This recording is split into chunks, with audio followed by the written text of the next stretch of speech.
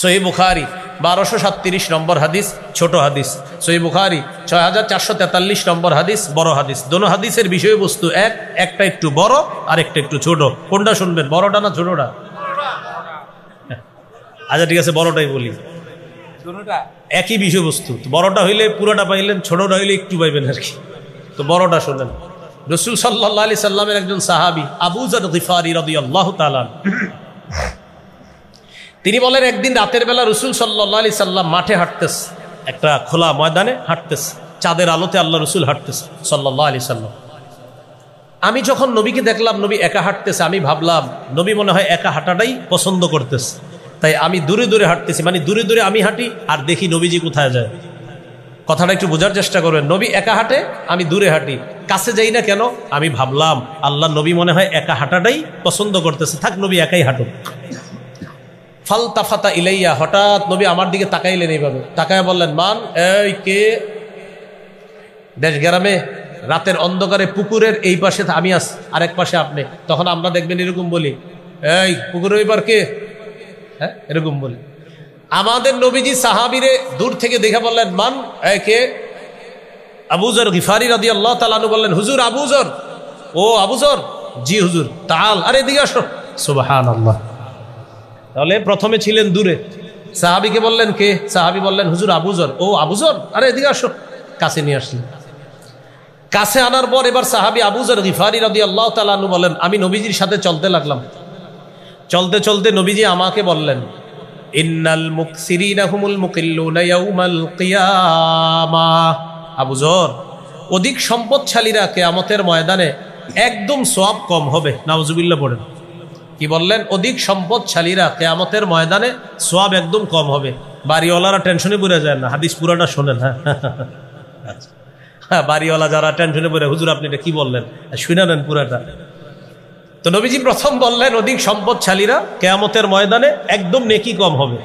সাথে সাথে আবার বললেন, ইল্লা মান আতাহুল্লাহু খায়রা ফানাফাখা আন ইয়ামিনিহি ওয়া আন শিমালিহি ওয়া বাইনা ইয়াদাইহি। তবে আল্লাহ যাকে সম্পদ দিয়েছে তিনি ডানে দান করে, বামে দান করে, সামনে দান করে, পিছনে দান করে, নিকটাত্মীয় যারা তাদের হক আদায় করে, মিসকিনের হক আদায় করে, অসহায়ের হক আদায় করে, জাকাত ফরজ হলে জাকাত দিয়ে দেয়, সদকা করে, যাদেরকে আল্লাহ প্রচুর টাকা দিছে আর তারাও হক অনুযায়ী যাদেরকে দেওয়ার তাদেরকে দিয়ে দেয়। দুনিয়াতে যেমন তাদের বেশি সম্পদ, আখেরাতে তাদের নেকিও হবে বেশি। তাহলে বললাম না, পুরোটা শুনলে টেনশন কেটে যাবে।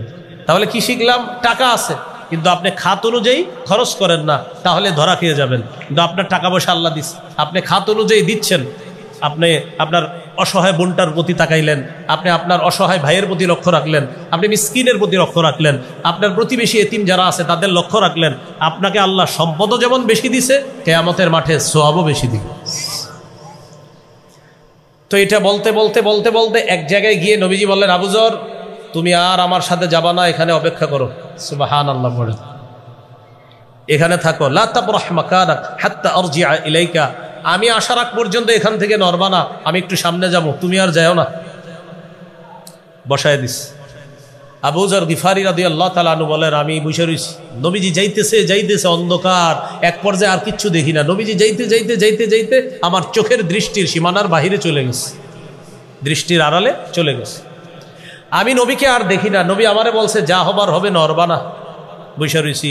হঠাৎ একটা বিকট আওয়াজ আসছে। আওয়াজ শুনে আমি ভয় পেয়ে গেছি। ঘটনা কি? নবীজির কোনো বিপদ হইল কিনা? আমি টেনশনে পড়ে গেলাম। সাথে সাথে আমি উঠলাম, নবীর কাছে যাব। মনে পড়ে গেল, আবু যর যা হবার হবে, নড়বা না। যা হবার হবে, নড়বা না, এখানেই থাকবা তুমি। তো আমি বিকট আওয়াজ শোনার পর টেনশনে পড়ে গেলাম, নবীজি কোনো বিপদে পড়ে নাই তো?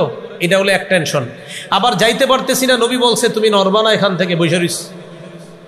পেরেশানি কাজ করতেছে, নবী আসে না কেন? তাহলে একসাথে তিনটা বিষয়। টেনশন লাগতেছে নবীর কিছু হলো কিনা, 2 নাম্বার যাইতে পারতেছি না, নবীর নিষেধ, 3 নাম্বার নবী আসে না কেন। এই 3টা অবস্থা একসাথে হচ্ছে। অপেক্ষা করি, তাকায় রইছি যেদিকে গেছে। হঠাৎ দেখি আমার নবী কার সাথে যেন কথা বলতে গেলেন, একা আসতেছে, কার সাথে কথা বলতে বলতে আমার দিকে আসতেছে। আমি অবাক হয়ে যাচ্ছি। কেন? জানো যার সাথে কথা বলতেছে তারে দেখি না, শুধু নবীরে দেখি। সুবহানাল্লাহ, এইটা আরেকটা বিষয়। নবী কথা বলে কিন্তু যার সাথে বলে তারে দেখা যাচ্ছে না। আমার কাছে আসছে, আসার পর আমি তাড়াতাড়ি আমি বলতেছি, হুজুর হাদিসে আসছে লাম আসবির, হুজুর আর সহ্য করতে পারতেছি না। কি হয়েছে তোমার?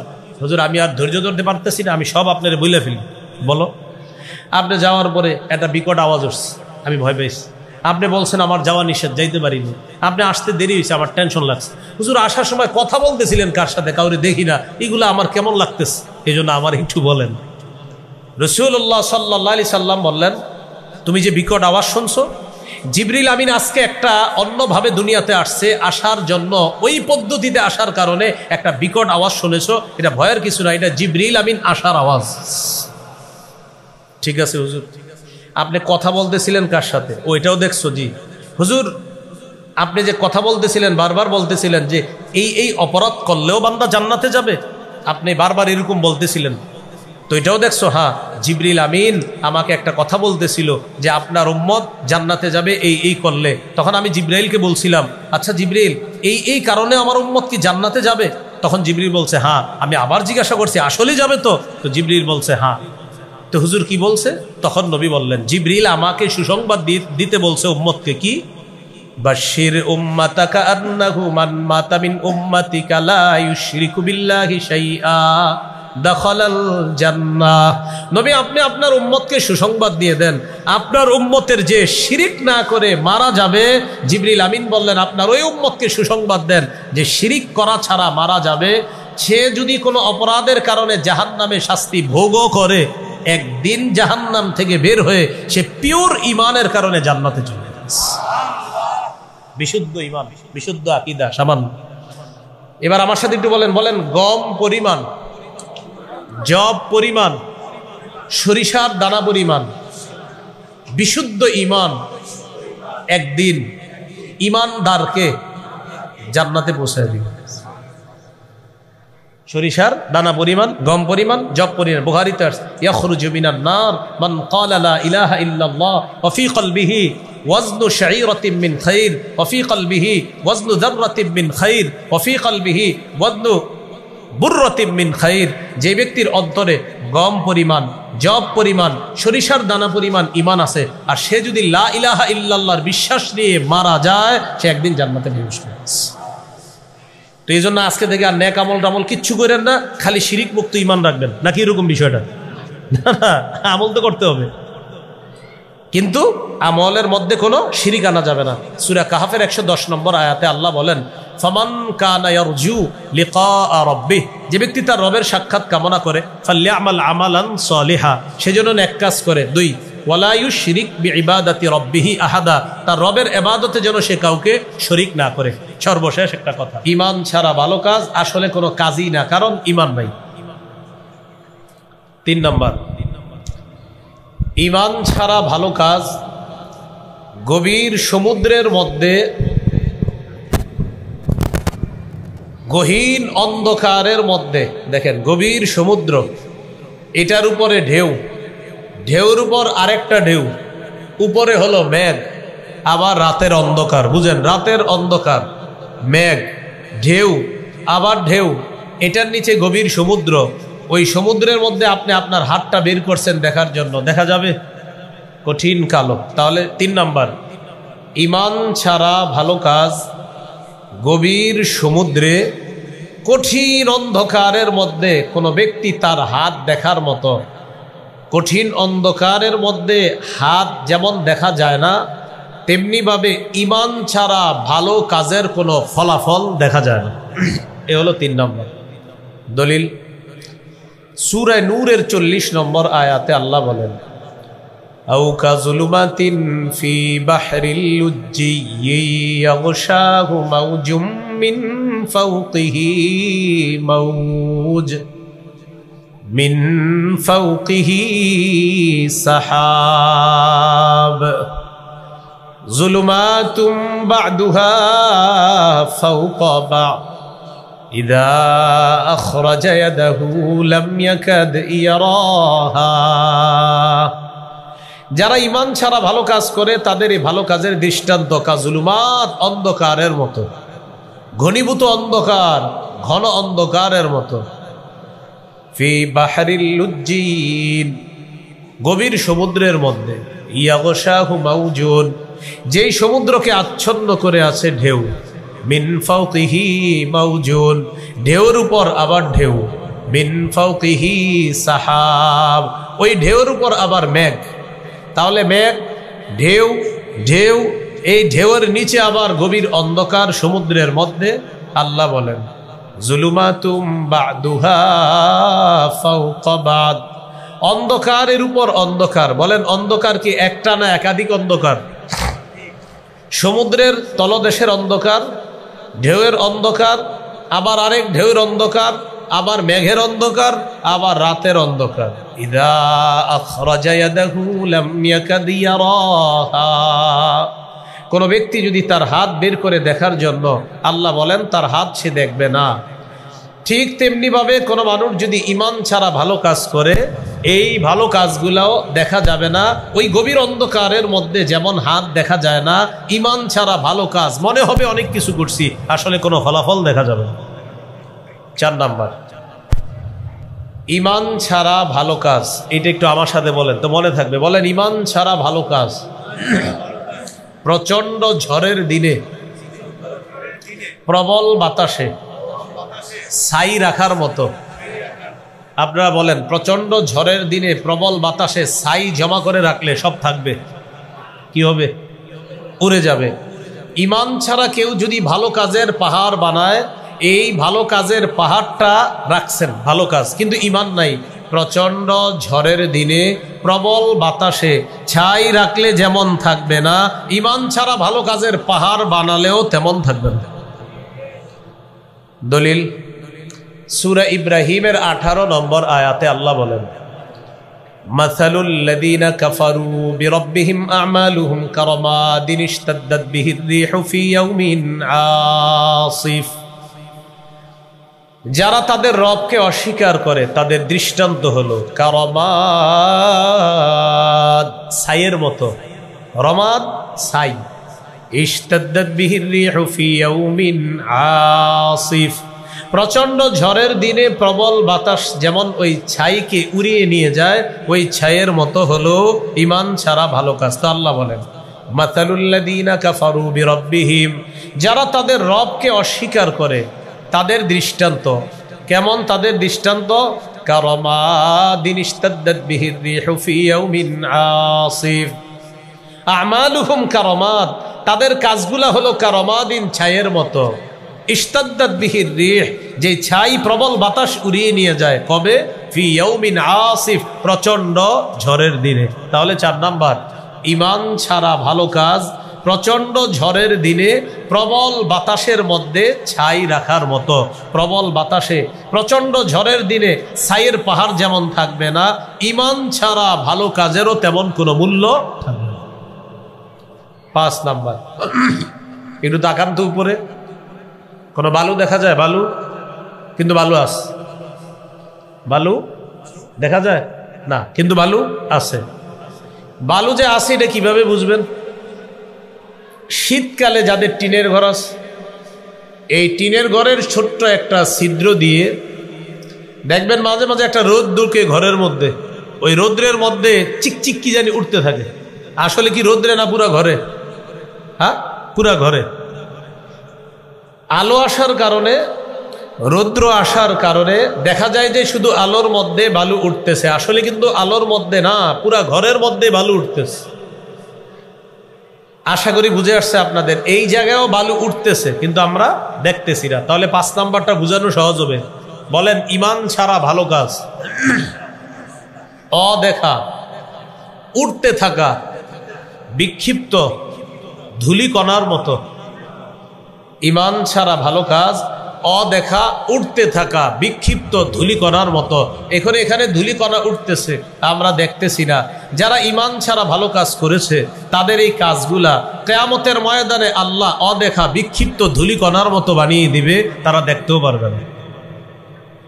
প্রমাণ সূরা ফুরকানের 23 নম্বর আয়াতে আল্লাহ বলেন ওয়াকাদিমনা ইলা মা আমিলু মিন আমাল ফাজআলনাহু হাবাআম মানসুরা ওয়া কাদিমনা ইলা মা আমিলু মিন আমাল। যারা দুনিয়াতে ভালো কাজ করেছে ঈমান ছাড়া, তাদের এই কাজের ব্যাপারে আমি সিদ্ধান্ত গ্রহণ করব।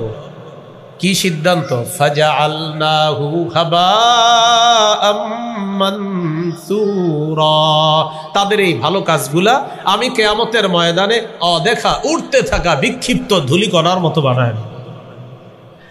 এই 5টা উপমা দিলাম, মন দিয়ে শোনেন। 1, ঈমান ছাড়া ভালো কাজ কিয়ামতের মাঠে কোনো ওজন হবে না। 2, ঈমান ছাড়া ভালো কাজ মরুভূমির মধ্যে মরিচিকাকে পানি মনে করার মতো। 3 নাম্বার, ঈমান ছাড়া ভালো কাজ প্রচন্ড অন্ধকারের মধ্যে নিজের হাত দেখতে চাওয়ার মতো। 4, ঈমান ছাড়া ভালো কাজ প্রচন্ড ঝড়ের দিনে প্রবল বাতাসে ছাই রাখার মতো। 5, ঈমান ছাড়া ভালো কাজ উড়তে থাকা অদেখা বিক্ষিপ্ত ধূলিকণার মতো। তাহলে আকীদা 4 প্রকার। 1 নাম্বার অশুদ্ধ আকীদা। এই অশুদ্ধ আকীদার ক্ষেত্রে আমরা 5টা দৃষ্টান্ত জানলাম। আলোচনা নাম্বার 2, এটা আজকের সবচেয়ে গুরুত্বপূর্ণ আলোচনা। 2 নাম্বার, অশুদ্ধ আকীদা মিশ্রিত বিশুদ্ধ আকীদা। মানে আপনার সব আকীদা বিশুদ্ধ, এমন একটা অশুদ্ধ আকীদা যার কারণে আপনার সব শেষ। যেমন কোরআনের 6236টা আয়াত। এই 6236 আয়াতের মধ্যে একজনে 6235টা আয়াত বিশ্বাস করে। একটা আয়াতের একটা অংশ শুধু সন্দেহ করে, ঈমান আছে না গেছে? শেষ। তাহলে পুরা কোরআন একজন বিশ্বাস করে, শুধু সূরা আহজাবের 40 নম্বর আয়াতের একটা অংশে সন্দেহ করে, ব্যাখ্যা করে। মনে করেন এক ব্যক্তি পুরা কোরআনের সব বিশ্বাস করে, শুধু 22 নম্বর পারার 2 নম্বর পৃষ্ঠা সূরা আহজাবের 40 নম্বর আয়াতের একটা অংশ শুধু সে মানতে চায় না। ঈমান আছে না গেছে? যেমন সূরা আহজাবের 40 নম্বর আয়াত কেন বললাম, দেখি এখানে কি আছে। আল্লাহ তাআলা বলেন, মা কানা মুহাম্মাদুন আবা আহাদিম মির রিজালিকুম ওয়ালাকির রাসূলুল্লাহ ওয়া খাতামান নবিয়্যিন। মুহাম্মদ সাল্লাল্লাহু আলাইহি ওয়াসাল্লাম তোমাদের কোনো সাবালক পুরুষের পিতা নন। ওয়ালাকির রাসূলুল্লাহ, কিন্তু তিনি আল্লাহর রাসূল। ওয়া খাতামান নবিয়্যিন, এবং তিনি শেষ নবী। বলেন কি নবী? শেষ নবী। বলেন কি? শেষ নবী। আমাদের দেশের অনেকে আছে, তাদের পোস্টারের উপরে লেখা লা ইলাহা ইল্লাল্লাহু মুহাম্মাদুর রাসূলুল্লাহ। তাদের অফিসের সামনে লেখা লা ইলাহা ইল্লাল্লাহু মুহাম্মাদুর রাসূলুল্লাহ। তাদের মসজিদের সামনে লেখা লা ইলাহা ইল্লাল্লাহু মুহাম্মাদুর রাসূলুল্লাহ। কালিমা অর্থ জিজ্ঞাসা করবেন, বলবে আল্লাহ ছাড়া কোনো ইলাহ নাই, মুহাম্মদ সাল্লাল্লাহু আলাইহি সাল্লাম আল্লাহর রাসূল। অর্থ তো ঠিক আছে, কি বলেন? এরপরেও আমাদের দেশের লাখ লাখ আলেম তাদেরকে কাফের বলে। কেন বলে? কালিমাও ঠিক, অর্থও ঠিক।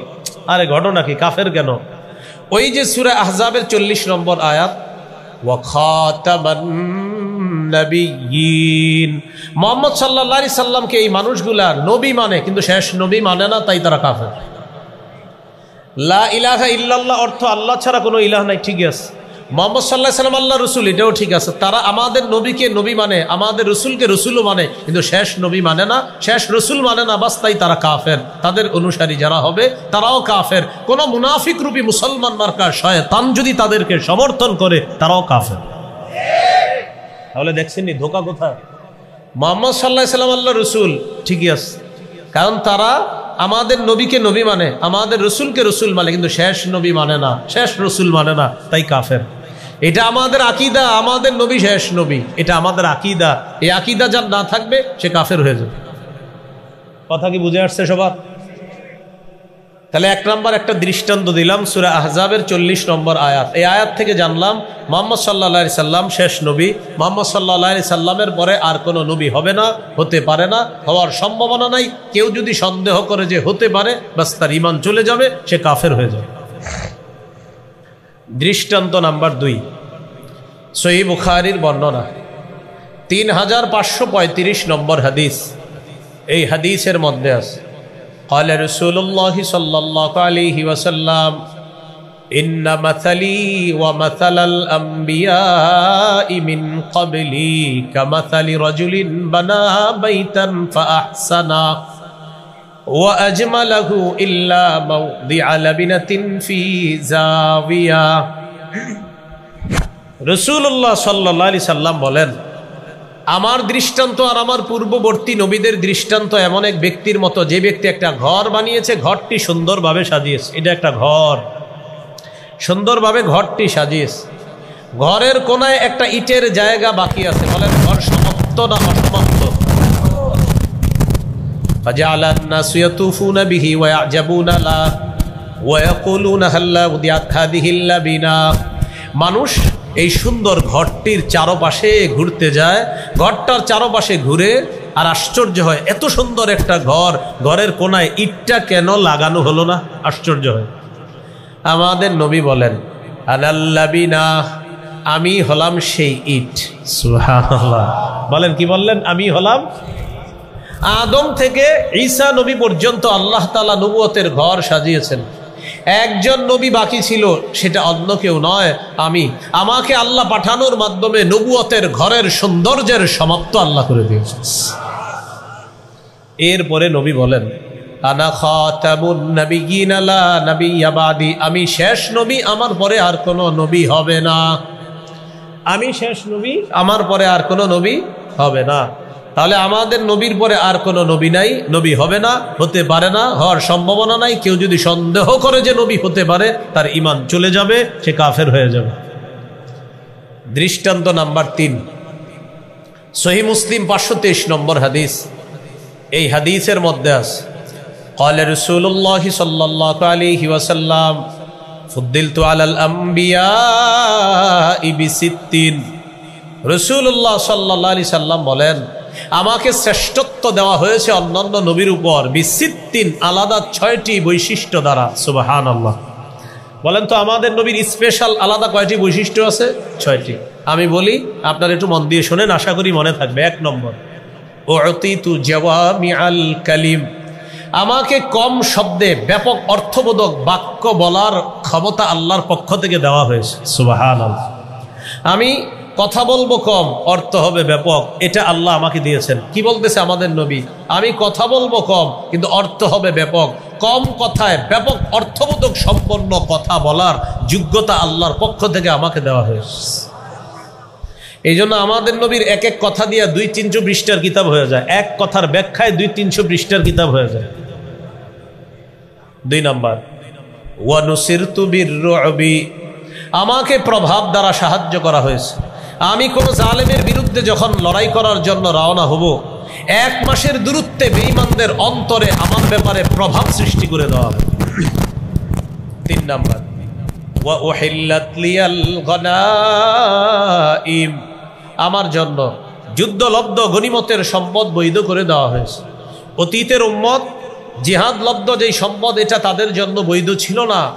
আমার জন্য যুদ্ধলব্ধ গনিমতের সম্পদ আমার আর আমার উম্মতের জন্য আল্লাহর পক্ষ থেকে বৈধ করে দেওয়া হয়েছে।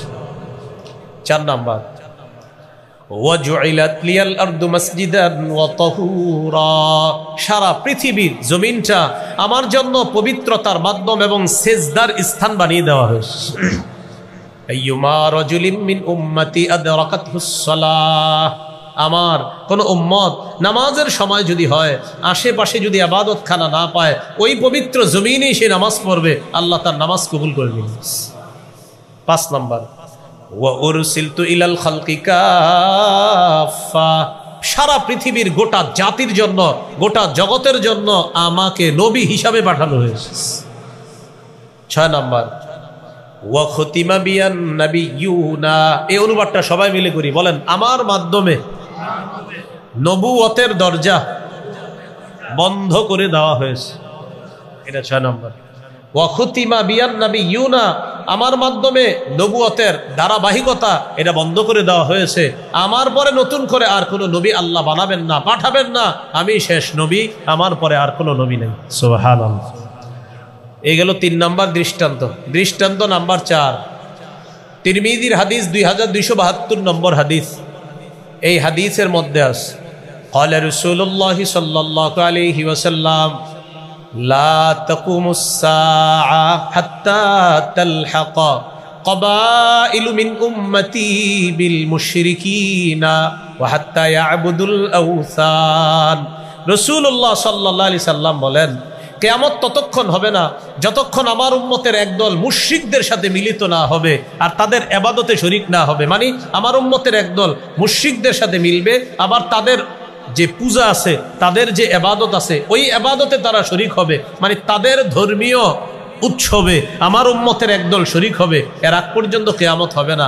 এখন তো আমাদের দেশে এই অবস্থা, আমরা সম্প্রীতির নামে এমন এক পর্যায়ে চলে যাই মাঝে মাঝে যেন শিরিকের মধ্যে আমরা ডুবে যেতে চাই।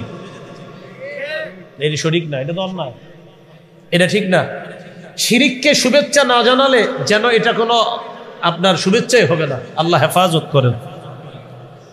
এই গেল আপনার রাসূল সাল্লাল্লাহু আলাইহি সাল্লাম বললেন, আমার উম্মতের একদল মুশরিকদের সাথে মিলিত হবে, মিলিত হয়ে তাদের ইবাদতে অংশগ্রহণ করবে। এটা না হওয়া পর্যন্ত কিয়ামত হবে না। এরপরে রাসূলুল্লাহ সাল্লাল্লাহু আলাইহি সাল্লাম বলেন, ওয়া ইন্নাহু সায়াকুনু ফি উম্মতি 30 দাজ্জালুনা কাযাবুনা কুল্লুহুম ইয়াজউমু আন্নাহু নাবিয়্যুন। আমার পরে আমার উম্মতের মধ্যে 30 জন মিথ্যাবাদী দাজ্জাল আবির্ভাব ঘটবে। এই প্রত্যেকে দাবি করবে সে নবী, প্রত্যেকে দাবি করবে সে নবী। শোনো, আন্নাহু লা নাবিয়্যা বাদি, আমার পরে আর কোনো নবী হবে না, নবী নাই, নবী হবে না, নবী হতে পারে না। তাহলে আমাদের নবীর পরে আর কোনো নবী আসবে না। বললেন না, হবে না, বলেন আসবে না, বলেন হবে না, সবাই বলেন হবে না। বলেন আমাদের নবীর পরে আর কোনো নবী হবে না। ঈসা নবী আমাদের নবীর আগে নবী হয়েছেন মৃত্যুবরণ করার জন্য। তিনি দুনিয়াতে আসবেন, তবে নবী হবেন না। তিনি তো নবী হয়ে গিয়েছেন। তাহলে কি শিখলাম? আমাদের নবীর পরে কেউ নবী হবে না। এখন ধোঁকাবাজরা আপনাকে বলতে পারে ঈসা নবী, আপনি বলবেন ঈসা নবী আমাদের নবীর আগে নবী হয়েছেন, মানে আপনাকে বলবে ঈসা নবী তো আসবে, আপনি বলবেন আসবে, হবে না। ঈসা নবী নতুন করে নবী হবে না, ঈসা নবীরে আল্লাহ আগেই নবী বানাইছে। এই জন্য বলবেন আমাদের নবীর পরে নবী নাই, নবী হবে না। এরা বলবে আসবে না, আপনি বলবেন হবে না। এ বলবে আসবে না, আপনি বলবেন হবে না। যেই বলবে ঈসা নবী তো আসবে, আপনি তখন বলবেন ভাইয়া ঈসা নবী আসলে আপনার সমস্যা কি? ঈসা নবী নবী হয়েছে আগে, তিনি আসবে, এতে সমস্যা নাই। মৃত্যুবরণ করার জন্য তিনি দুনিয়াতে আসবে, তবে নতুন করে নবী হবে না।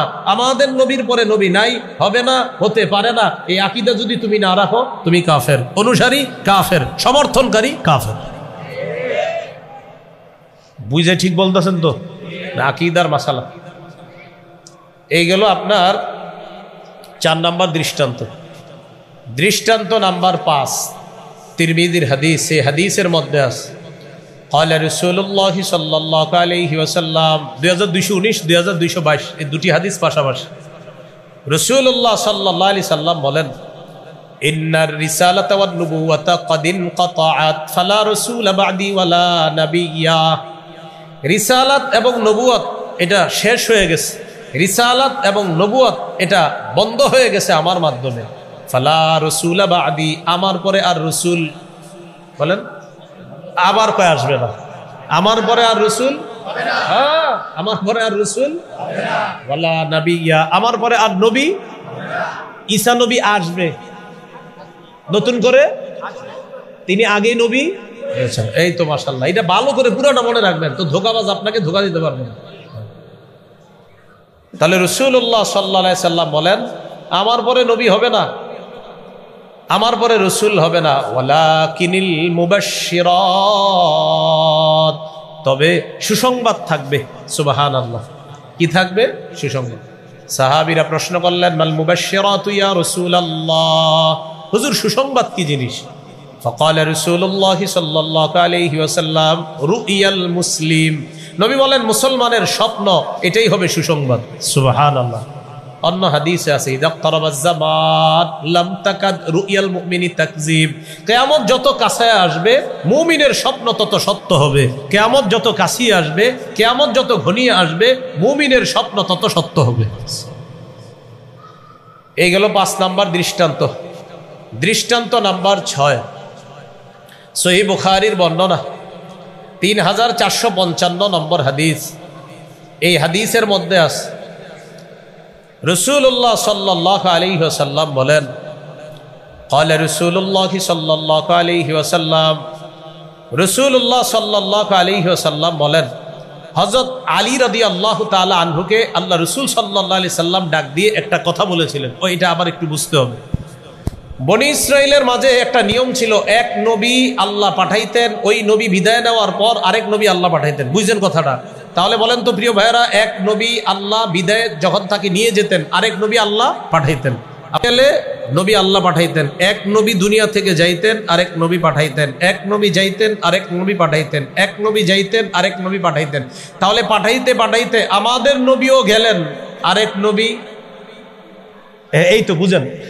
তাহলে নিয়ম হাদিসে আসছে, দেখেন, ক্বালা রাসূলুল্লাহি সাল্লাল্লাহু আলাইহি ওয়াসাল্লাম কানাত বানু ইসরাঈলা তাসুসুহুমুল আম্বিয়া, বনি ইসরাইলের নেতৃত্ব দিয়েছে নবীগণ। কুল্লামা হালাকা নাবিয়্যুন খালাফাহু নাবিয়্যুন, যখনই কোনো নবী ইন্তেকাল করেছে তখন আল্লাহ আরেক নবী পাঠিয়েছে, আবার যখনই কোনো নবী ইন্তেকাল করেছে আল্লাহ আরেক নবী পাঠিয়েছেন। তাহলে নিয়ম অনুযায়ী ধোঁকাবাজ আপনারে বুঝাবে, দেখছো এক নবী গেলে আরেক নবী দুনিয়াতে আসবে, এটাই নিয়ম আপনারে বলবে। তো আমাদের নবীর হাদিস কিন্তু শেষ হয় নাই। এই হাদিসের মধ্যে আল্লাহ নবী বলেন, এক নবী চলে যাওয়ার পর আরেক নবী আল্লাহ পাঠাইতেন, তবে আমাকে আল্লাহ পাঠানোর পর আমি যখন চলে যাব আমার পরে কিন্তু আর নতুন করে নবী পাঠাবে না, নতুন করে আল্লাহ নবী বানাবেন না, বলে দিস। শোনো, এক নবী চলে গেলে আরেক নবী আল্লাহ পাঠাতেন, তবে লা নবিয়্যা বাদি, আমার পরে কিন্তু আল্লাহ নতুন করে আর কোনো নবী বানাবেন না, আমি শেষ নবী, আমার পরে আর নবী নাই। তাহলে পুরো হাদিসটা কি? এক নবী গেলে আল্লাহ আরেক নবী পাঠাতেন, এতটুকু হাদিস না, আরেকটু রয়ে গেছে কি? এক নবী যাওয়ার পর আরেক নবী আল্লাহ পাঠায়, আরেক নবী পাঠায়, আবার যায়, আবার পাঠায়, আবার যায়, আবার পাঠায়। শোনো, আমি নবীকে আল্লাহ পাঠাইছে, আমি যখন চলে যাব আমার পরে কিন্তু আর নবী হবে না, এটা মাথায় রাখবে। এই গেল 6 নম্বর দৃষ্টান্ত। দৃষ্টান্ত নাম্বার 7, সহিহ বুখারীর বর্ণনা 4416 নম্বর হাদিস। এই হাদিসটা একটু বুঝেন, ধোঁকাবাজ আপনারে ধোঁকা দিতে পারে। একবার নবীজি সাল্লাল্লাহু আলাইহি সাল্লাম তাবুক যুদ্ধে রওনা করলেন। তাবুক যুদ্ধে যাওয়ার সময় মদিনার একজন প্রতিনিধি লাগবে, মদিনা যিনি দায়িত্ব পালন করবে, দায়িত্ব দিলেন হযরত আলী রাদিয়াল্লাহু তাআলা আনহু। প্রিয় ভাইয়েরা, নবী তাবুক যুদ্ধে যাওয়ার সময় মদিনার দায়িত্ব কাকে দিলেন? তো আলী রাদিয়াল্লাহু তাআলা আনহু বললেন, হুজুর, আমারে নারী আর শিশুদের মাঝে আপনি রেখে গেলেন এদের দায়িত্ব পালন করার জন্য, আর আপনারা জেহাদে যাবেন, সাহাবারা তো সবাই জেহাদে যাইতেছেন, হুজুর আমারে নারী আর শিশুদের মাঝে রেখে গেলেন। তখন নবীজি বললেন, আলী, তুমি কি চাও না হারুন নবীর স্থলাভিষিক্ত হতে? মুসা নবী হারুন নবীকে রেখে গিয়েছিলেন, আমিও তোমাকে রেখে যাচ্ছি। হারুন নবী যেমন মুসা নবীর প্রতিনিধি হয়ে দায়িত্ব পালন করেছে, তুমিও আমার প্রতিনিধি হয়ে হারুন নবীর মতো দায়িত্ব পালন করতে চাও না? হযরত আলী রাদিয়াল্লাহু তাআলা আনহুকে নবী এটা বললেন। এখন দেখেন, হাদিস শেষ হয় না, কি বোঝা যায়? মুসা নবীর প্রতিনিধি হয়ে দায়িত্ব পালন করতেছেন কোন নবী? হারুন। তাহলে মুসা নবীর স্থলাভিষিক্ত হলেন কে? হারুন নবী। বলেন পুরাটা, হারুন। আমাদের নবীর স্থলাভিষিক্ত হলেন কে? হযরত। তাহলে হারুন নবী, বলেন হারুন নবী, হারুন। তো তার জায়গায় হযরত আলী। এই তো ধোঁকাবাজ আপনারে বলবে, দেখছো হারুন নবী আর আমাদের নবী বলছে আলী, তুমি হারুনের মতো হতে চাও না? তার মানে নবী বলতে চায় যে আলীকে, আলী তুমি কি হারুন নবীর মতো হতে চাও না? নবী হাদিস শেষ করে নাই, হাদিসের শেষে বলতেছে, আলী শোনো, হারুন নবী কিন্তু নবী, তুমি কিন্তু নবী না, তুমি আমার দায়িত্ব পালন করবা, তবে তুমি সাহাবী। এবার হাদিসটা শোনেন, বুখারীর 4416 নম্বর হাদিস। রাসূলুল্লাহ সাল্লাল্লাহু আলাইহি সাল্লাম তাবুকে রওনা করলেন, ইস্তাখলাফা আলী, আলী রাদিয়াল্লাহু তাআলা আনহুকে খলিফা বানায়া গেলেন। নবীজি সাল্লাল্লাহু আলাইহি সাল্লামের সাহাবী হযরত আলী বললেন, আতুখাল্লিফুনি ফিস সিবিয়ানি ওয়ান নিসা, ইয়া রাসূলুল্লাহ, আমাকে আপনি নারী আর শিশুদের মধ্যে রেখে যাচ্ছেন। নবীজি বললেন, আলা তারদা আন তাকুনা বিমানজিলাতি হারুন মিন মূসা। আলী, তুমি কি হতে চাও না মুসা নবীর যেমন হারুন নবী স্থলাভিষিক্ত হয়েছিলেন, তুমি কি তেমনি ভাবে আমার স্থলাভিষিক্ত হতে চাও না? সাথে সাথে নবী বলে দেন, আলী, হারুন কিন্তু নবী, তুমি আমার স্থলাভিষিক্ত হারুন নবীর মতো, তবে তুমি কিন্তু নবী না, তুমি সাহাবী।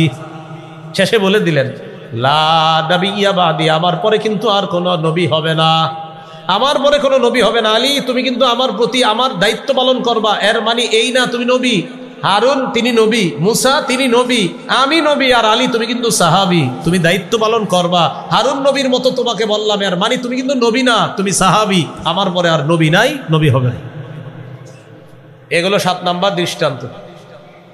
দৃষ্টান্ত নাম্বার 8, সহিহ বুখারীর বর্ণনা, 3532 নম্বর হাদিস। এই হাদিসের মধ্যে আছে আমাদের নবীর একটা নাম আছে, এই নামের মধ্যেই প্রমাণ করে তিনি শেষ নবী, তারপরে আর নবী হবে না। সুবহানাল্লাহ। قال رسول الله صلى الله عليه وسلم لي 5 أسماء। নবীজি বলেন, আমার 5টি নাম আছে। বলেন কয়টি নাম? 1 নম্বর, আনা আহমদ, আনা মুহাম্মদ, আমার নাম মুহাম্মদ সাল্লাল্লাহু আলাইহি সাল্লাম। 2 নম্বর, ওয়া আনা আহমদ, আমার নাম আহমদ সাল্লাল্লাহু আলাইহি সাল্লাম। 3 নম্বর, ওয়া আনাল মাহি আল্লাযী ইয়ামহুল্লাহু বিল কুফরা। আমি মাহি, মাহি মানে যে মুছে দেয়, মিটিয়ে দেয়, আমার মাধ্যমে আল্লাহ কুফর শিরিক মিটিয়ে দিবে। 4 নম্বর, ওয়া আনাল হাশিরুল্লাযী ইউহশারুন নাসু আলা কদামাইয়া। আমার নাম হাশির সাল্লাল্লাহু আলাইহি ওয়াসাল্লাম। আমার চারপাশে কিয়ামতের ময়দানে আল্লাহ তাআলা সকল মানুষকে সমবেত করবেন। আমার নাম হাশির, হাসির মানি কিয়ামতের ময়দানে সমস্ত মানুষকে আমার চারপাশে সমবেত করা হবে। 5 নাম্বার, ওয়া আনাল আকিব, আমি সর্বশেষ আগমনকারী নবী। ওয়া আনাল আকিব, আমি সর্বশেষ আগমনকারী নবী। তাহলে আমাদের নবীর নাম থেকেও বোঝা যায় আমাদের নবী শেষ নবী, তারপরে আর কোনো নবী হবে না। এগুলো আজকের দ্বিতীয় আলোচনা। মনে আসেনি আপনাদের? 1 নম্বর আলোচনা অশুদ্ধ আকীদা, কয়টা দৃষ্টান্ত গেছিল? 5টা। 2 নম্বর আলোচনা অশুদ্ধ আকীদা মিশ্রিত বিশুদ্ধ আকীদা, দৃষ্টান্ত গিয়েছে 8টা। 3 নম্বর সংশয়বাদী আকীদা। কি আকীদা? সংশয়বাদী আকীদা কাকে বলে? ভাই, আপনি কি আখেরাত বিশ্বাস করেন? তো বলে হতেও পারে, নাও হতে পারে, 50-50 চান্স। নাউজুবিল্লাহ পড়েন। এগুলা সাধারণত কারা বেশি করে? অনেকে দেখবেন টক শোতে যায়, টক শো, ওখানে যাওয়ার পর উনি ইংরেজি পারে, মাশাআল্লাহ, এটা ভালো গুণ একটা। তো ইংরেজি পারতে হইলে অনেক সময় দেখবেন এমন, মানে উনি ইংরেজিতে কিছু ইংরেজি বলে আর বুঝায় যে আখেরাত বলতে এগুলো আসলে কিছু আছে বলতে আমার বিশ্বাস হয় না, তো 2-4টা ইংরেজি বলে আর বুঝায় আমি কিন্তু অনেক শিক্ষিত, এরকম। মানে এটা ওনাদের এরকম মান মানসিকতা হতে পারে এরকম। তো তোমার বলবে আর কি, ভাই আপনি আখেরাত বিশ্বাস করেন? আই ডোন্ট বিলিভ ইট, এরকম একটা ইংরেজি মেরে দেয়। এখন ওনার ধারণা হলো আমি যে ইংরেজিটা বললাম আমি কিন্তু অনেক বড় একজন শিক্ষিত, আর উনি এরকম মনে করে টুপি দাড়িওয়ালা, এরা কি আর কিছু বুঝবে? কিন্তু এটা ওনার মাথায়ও নাই। টুপি দাড়িওয়ালা অনেকে ওনার চেয়ে আরো সুন্দর ইংরেজি বলতে পারবে ঘন্টার পর ঘন্টা। তো যাই হোক, সেটা অন্যদিকের আলোচনা। এখন ওনার উদ্দেশ্য হলো উনি ভাবতেছে যে ইংরেজিটা একটা বললাম, তো বললাম যে না, আখেরাত হবে কি হবে না এগুলা 50-50 চান্স, হতেও পারে নাও হতে পারে। নাউজুবিল্লাহ পড়েন। এটাকে বলে সংশয়বাদী আকীদা। কি আকীদা? এই ব্যক্তির পরিণতি জাহান্নাম। এই ব্যক্তির ঠিকানা কোথায়? জাহান্নাম। 25 নম্বর পারা, 20 নম্বর পৃষ্ঠা, সূরা জাসিয়া 32 থেকে 35 নম্বর আয়াতে আল্লাহ বলেন, وَإِذَا قِيلَ إِنَّ وَعْدَ اللَّهِ حَقٌّ وَالسَّاعَةُ لَا رَيْبَ فِيهَا। যখন বলা হয় আল্লাহর ওয়াদা সত্য, কিয়ামত এতে কোনো সন্দেহ নাই, তখন তোমাদের একদল সংশয়বাদী মানুষ জবাব দিতা, কুলতুম মা নাদরি মাস-সাআ। তখন তোমরা সংশয়বাদীরা বলতা, কিয়ামত কি জিনিস আমরা জানি না। ইন্নাযুন্নু ইল্লা যান্না, আমরা শুধু ধারণা রাখি। নাউজুবিল্লাহ পড়েন। কি রাখে? ধারণা। যেমন আপনাদের এলাকার কেউ বললেন, আমি আপনাকে জিজ্ঞাসা করলাম, ভাই কিয়ামতের মাঠ হবে বিশ্বাস করেন? তখন আপনি বললেন কি, হ্যাঁ রসুলবাগের খতিব সাহেব বলছে, গোলাপ শাহ মসজিদের খতিব সাহেব বলছে, এই জন্য হইলে হইতেও পারে, না হইলে নাই। নাউজুবিল্লাহ। হ্যাঁ, যে ওনারা জুমার নামাজে বলছে কিয়ামত হবেই হবে, আপনি বললেন হতেও পারে নাও হতে পারে। ঈমান চলে গেছে, ঠিকানা জাহান্নাম। তো আল্লাহ বলেন কুলতুম মা নাদিরি মাসসা, সংশয়বাদী যারা তোমরা বলতা কিয়ামত কি জিনিস আমাদের জানা নাই। ইন্না যুন্নু ইল্লা যন্না, আমরা শুধু ধারণা রাখি। ওয়া মা নাহনু বিমুস্তাইকিনিন, আমরা দৃঢ়ভাবে বিশ্বাস করি না। নাউজুবিল্লাহ পড়েন। তারে কিয়ামতের ব্যাপারে তাদের আকীদা আমরা ধারণা রাখি, তবে দৃঢ়ভাবে বিশ্বাস করে না। কেউ যদি কিয়ামতের ব্যাপারে এমন বলে যে আমি ধারণা পোষণ করি, হতে পারে, বাকি দৃঢ়ভাবে আমি বিশ্বাসী না, বাস ঈমান চলে যাবে, তার ঠিকানা জাহান্নাম। এখন আপনারা একটু আকীদা শুদ্ধ করেন, কিয়ামত কি হতে পারে না নিশ্চিত হবে? মাশাআল্লাহ। আবার বলেন কিয়ামত হতে পারে না নিশ্চিত হবে? হ্যাঁ, এটা হলো আমাদের বিশুদ্ধ আকীদা। তো এরপর আল্লাহ পাক রব্বুল আলামিন বলেন যে তোমরা এই জবাব দিতা জামা নাহনু বিমুস্তাইকিনিন ওয়া বাদালাহুম সাইয়্যাতু মা আমিলু। আল্লাহ বলেন তাদের কৃতকর্মের ফলাফল কিয়ামতের দিন প্রকাশ পেয়ে যাবে। ওয়া হাকা বিহিম মা কানু বিহি ইস্তাহজিউন, আযাব, উপহাসের আযাব চারদিক থেকে তাদেরকে ঘিরে ধরবে, পাকড়াও করবে, তাদেরকে বেষ্টন করে ফেলবে। وَقِيلَ الْيَوْمَ نَنْسَاكُمْ كَمَا نَسِيتُمْ لِقَاءَ يَوْمِكُمْ هَذَا, আল্লাহ সেদিন বলবে আজ আমি বলবো তোমাদের, আমি ছেড়ে দিব আজকে তোমাদের ব্যাপারে। আমি আল্লাহ যেমনি ভাবে আমার এই সাক্ষাতের দিন তোমরা ভুলে গিয়েছিলা, আজ আমিও তোমাদেরকে ভুলে যাব, এইভাবে তোমাদেরকেও ভুলে যাওয়া হবে। আমি আল্লাহ তোমাদেরকে আজকে ছেড়ে দিব, তোমরা জাহান্নামী হবা। আল্লাহ শেষের দিকে বলছেন ওয়াকুমুন নার, তোমাদের ঠিকানা হলো জাহান্নাম। ওমা লাকুম মিন নাসিরিন, তোমাদের কোনো সাহায্যকারী নাই। তাহলে বলেন তো সংশয়বাদী আকীদা পোষণকারীদের ঠিকানা কোথায়? এইগুলো আজকের তিনটা আলোচনা, সর্বশেষ আলোচনা বিশুদ্ধ আকীদা। বলেন কি আকীদা? বিশুদ্ধ আকীদা। এটা বলার আগে বলেন আগে আমার সাথে, শিরকি কথা বলবো না, শিরকি কাজ করব না, শিরকি আকীদা পোষণ করব না। এক ব্যক্তি এই মসজিদে নামাজ পড়ে বা ওই মসজিদে নামাজ পড়ে, রোজা রাখে, হজ করে, যাকাত দেয়, সব ঠিক আছে, ইমাম সাহেবদেরকে দেখলে সালাম দেয়, আলেমদের সাথে তার সম্পর্ক ভালো, কিন্তু তার একটা আকীদা হলো আল্লাহ যেমন ছেলে দিতে পারে, মেয়ে দিতে পারে, অমুক জায়গায় গিয়ে চাইলেও ছেলে মেয়ে দিতে পারে, জাহান্নাম। এই যে একজন ব্যক্তি নামাজ পড়ে, রোজা, মানে ওনার মাশাআল্লাহ ভালো, কিন্তু ওনার অন্তরে এরকম একটা বিষয় আছে যে হুজুর আপনারা যাই বলেন, অমুক জায়গায় গেলেও কিছু চাইলে পাওয়া যায়, এটা আপনার আকীদা, বাস শেষ, সব শেষ। সূরা শুরা 49-50 নম্বর আয়াতে আল্লাহ বলেন লিল্লাহি মুলকুস সামাওয়াতি ওয়াল আরদ, আসমান জমিনের রাজত্ব আল্লাহর। ইয়াখলুকু মা ইয়াশা, তিনি যা ইচ্ছা তা সৃষ্টি করেন। ইয়াহাবু লিমান ইয়াশাউ ইনাসা, তিনি যাকে ইচ্ছা কন্যা সন্তান দান করেন।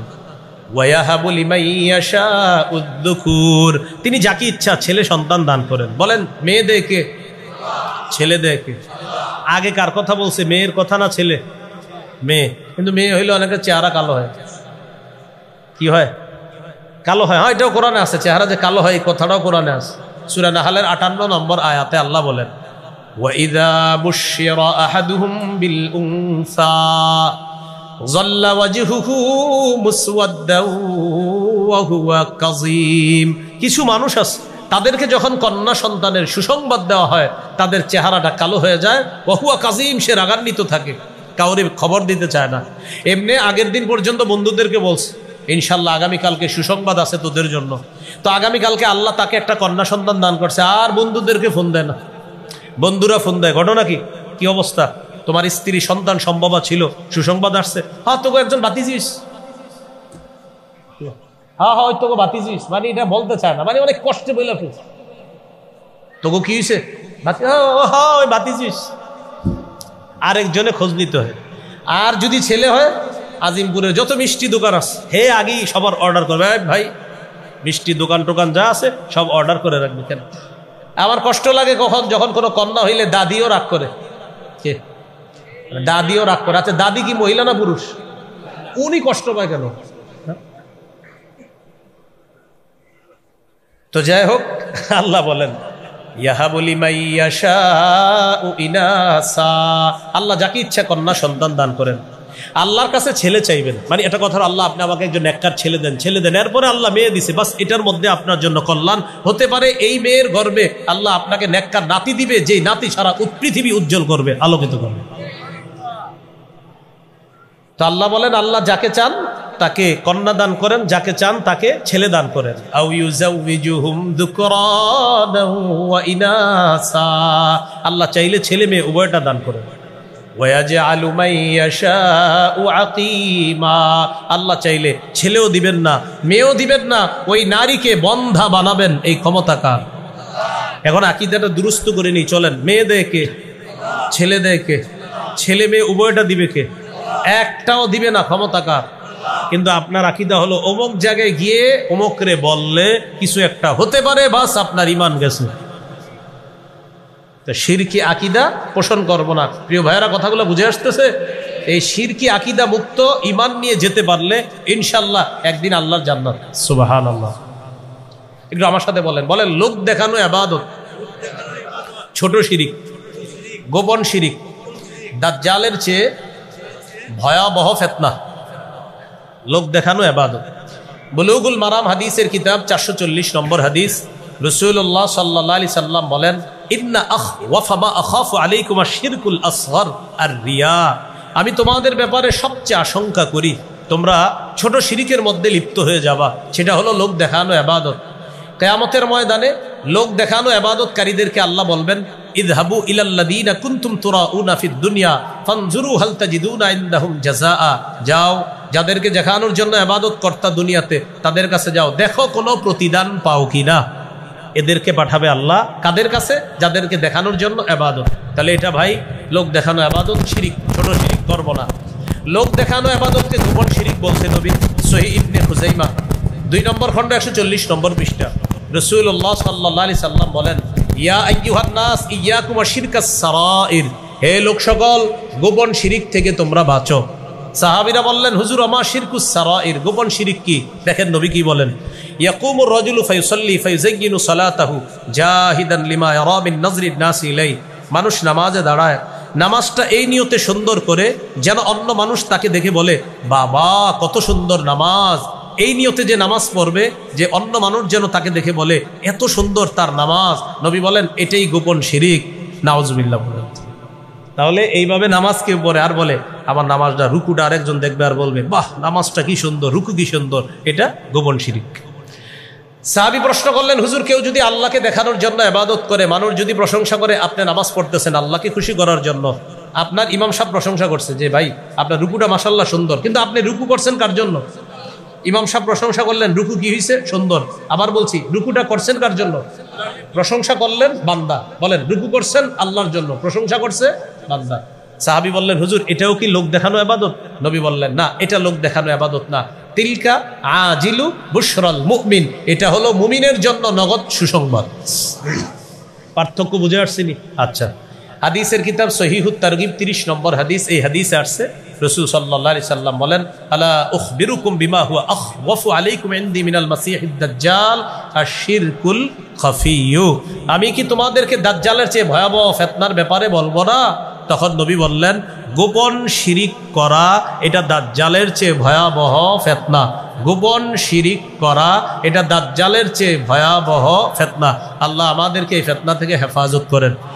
এবার মন দিয়ে একটু শোনেন, 4টা আকীদার কথা বললাম।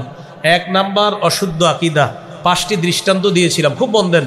1, অশুদ্ধ আকীদা, ঈমান ছাড়া ভালো কাজ, দুনিয়ার মধ্যে সব চেষ্টা প্রচেষ্টা ব্যর্থ, কিয়ামতের ময়দানে তার ওজনের কোনো সাব্যস্ত হবে না, ওজন সাব্যস্ত হবে না।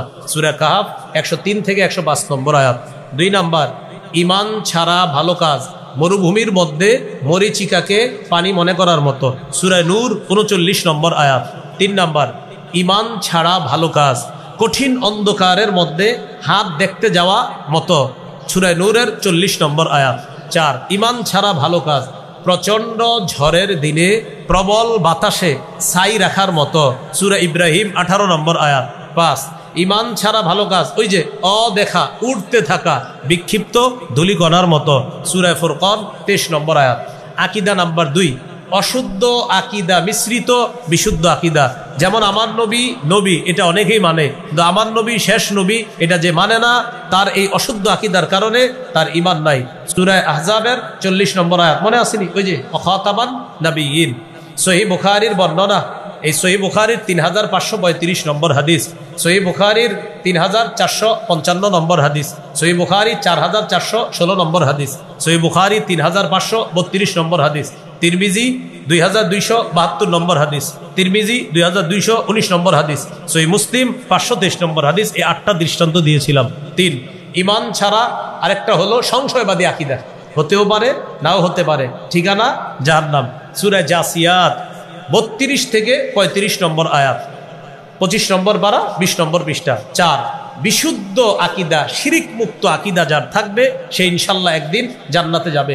সহিহ বুখারী 1237 নম্বর হাদিস, সহিহ বুখারী 6443 নম্বর হাদিস, সহিহ বুখারী কিতাবুর রিকাকের একদম সর্বশেষ হাদিস, সহিহ বুখারীর 44 নম্বর হাদিস। আল্লাহ আমাকে, আপনাকে, আমাদের সকলকে বিশুদ্ধ আকীদা নিয়ে যেন আমরা জান্নাতে গিয়ে একসাথে আবার সাক্ষাৎ করতে পারি, আল্লাহ তৌফিক দান করেন।